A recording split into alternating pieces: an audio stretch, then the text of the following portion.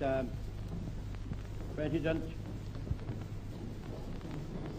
ladies and gentlemen, I am honored today by being received in your ancient university and by the address which has been given to me on your behalf and which I greatly value. I wish to speak to you today about the tragedy of Europe. This noble continent, comprising the fairest and the most cultivated regions of the earth, enjoying a temperate and equable climate, is the home of all the great parent races of the Western world. It is the fountain of Christian faith and Christian ethics. It is the origin of most of the culture, the arts, philosophy, and science, both of ancient and modern times. If Europe were once united in the sharing of its common inheritance, there would be no limit to the happiness, to the prosperity and the glory which its 300 or 400 million people would enjoy. Yet it is from Europe that have sprung that series of frightful nationalistic quarrels originated by the Teutonic nations in their rise to power, which we have seen in this 20th century and even in our own lifetime wreck the peace and mar the prospects of all mankind. And what is the plight to which Europe has been reduced? Some of the smaller states have indeed made a good recovery, but over wide areas, a vast quivering mass of tormented, hungry, careworn, and bewildered human beings gape at the ruins of their cities and their homes and scan the dark horizons for the approach of some new peril, tyranny, or terror. Among the victors there is a babel of voices. Among the vanquished, the sullen silence of despair.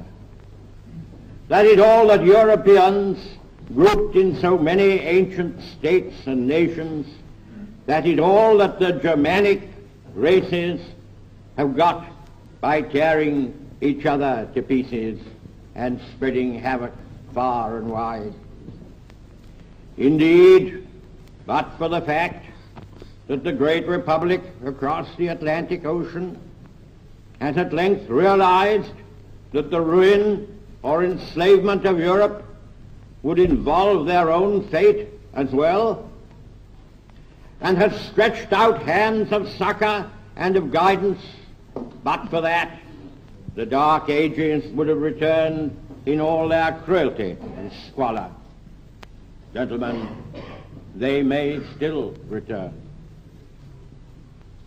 Yet all the while there is a remedy which, if it were generally and spontaneously adopted by the great majority of people in many lands, would, as if by a miracle, transform the whole scene, and would in a few years make all Europe, or the greater part of it, as free and as happy as Switzerland is today. What is this sovereign remedy? It is to recreate the European family, or as much of it as we can, and to provide it with a structure under which it can dwell in peace, in safety, and in freedom. We must build a kind of United States of Europe. In this way only will hundreds of millions of toilers be able to regain the simple joys and hopes which make life worth living. The process is simple. All that is needed is the resolve of hundreds of millions of men and women to do right instead of wrong, and to gain as their reward blessing instead of cursing.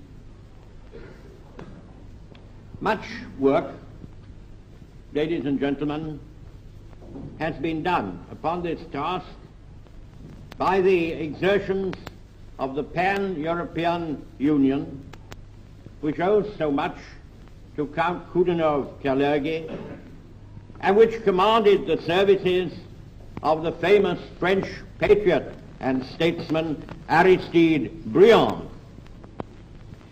There is also that immense body of doctrine and procedure which was brought into being amid high hopes after the First World War. I mean the League of Nations.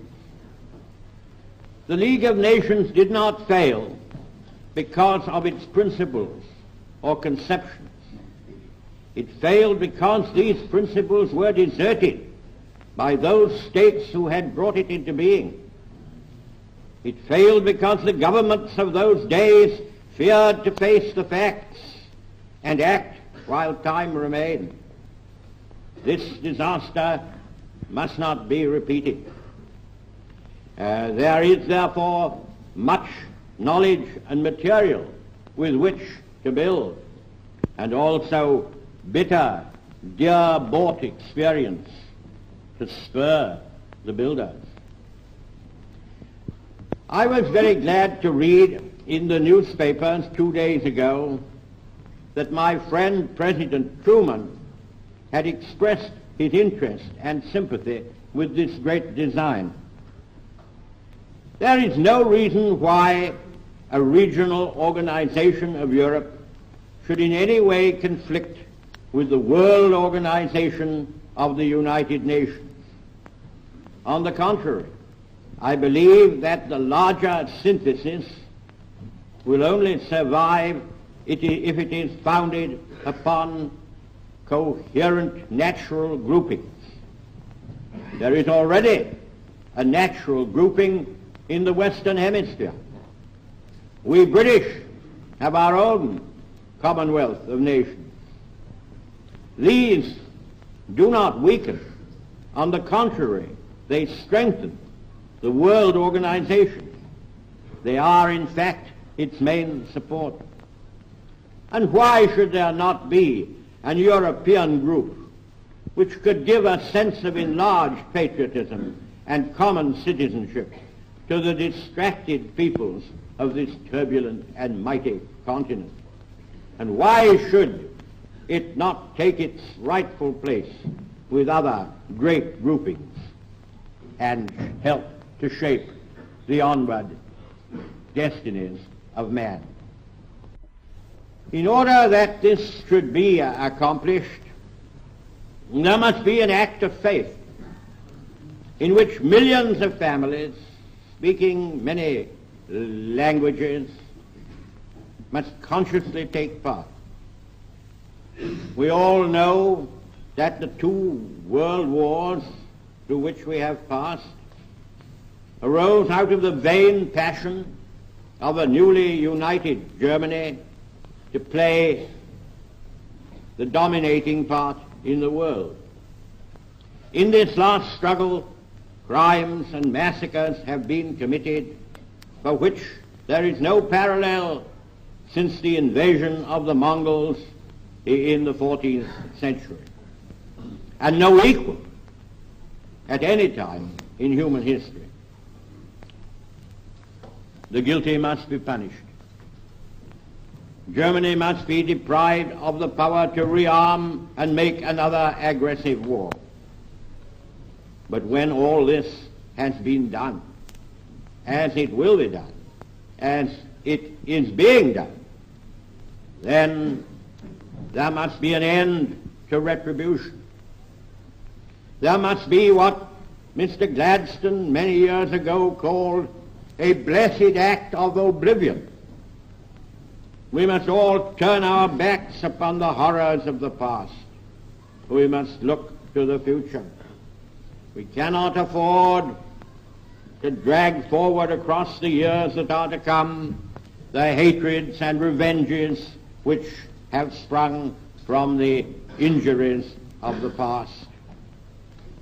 If Europe is to be saved from infinite misery, and indeed from final doom, there must be this act of faith in the European family, and this act of oblivion against all the crimes and follies of the past. Can the free peoples of Europe rise to the height of these resolves of the soul and of the instincts of the spirit of man? If they can, the wrongs and injuries which have been inflicted will have been washed away on all sides by the miseries which have been endured. Is there any need for further floods of agony? Is the only lesson of history to be that mankind is unteachable? Let there be justice, mercy, and freedom. The peoples have only to will it, and all will achieve their heart's desire. I am now going to say something that will astonish you. The first step in the recreation of the European family must be a partnership between France and Germany. In this way only can France recover the moral and cultural leadership of Europe. There can be no revival of Europe without a spiritually great France and a spiritually great Germany. The structure of the United States of Europe, if well and truly built, will be such as to make the material strength of a single state less important. Small nations will count as much as large ones and gain their honor by their contribution to the common cause. The ancient states and principalities of Germany, freely joined together for mutual convenience in a federal system, might take their individual places among the United States of Europe. I shall not try to make a detailed program for hundreds of millions of people who want to be happy and free, prosperous and safe, who wish to enjoy the four freedoms of which the great President Roosevelt spoke and live in accordance with the principles embodied in the Atlantic Charter. If this is their wish, if this is the wish of the Europeans in so many lands, they have only to say so, and means can certainly be found and machinery erected to carry that wish to full fruition. But I must give you a warning. Time may be short. At present there is a breathing space. The cannons have ceased firing. The fighting has stopped, but the dangers have not stopped. If we are to form the United States of Europe, or whatever name it may take, we must begin now. In these present days we dwell strangely and precariously under the shield, and I will even say protection, of the atomic bomb.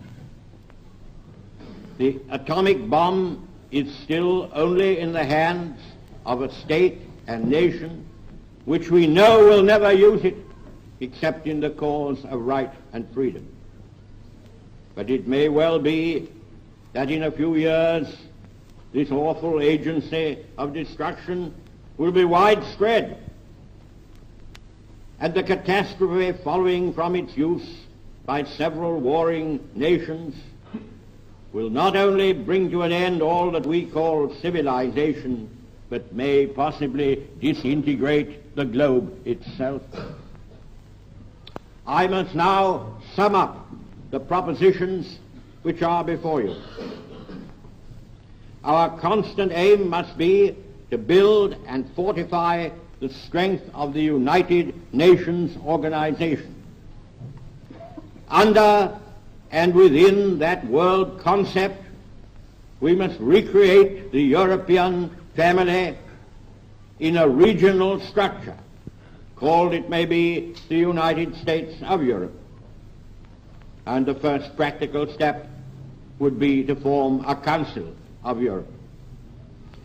If at first all the states of Europe are not willing or able to join the Union, we must nevertheless proceed to assemble and combine those who will and those who can.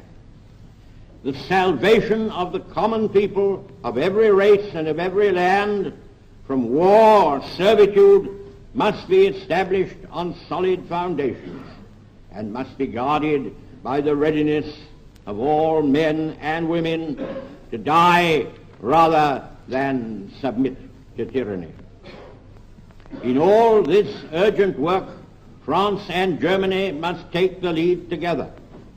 Great Britain, the British Commonwealth of Nations, mighty America, and I trust Soviet Russia, for then indeed all would be well, must be the friends and sponsors of the new Europe and must champion its right to live and shine.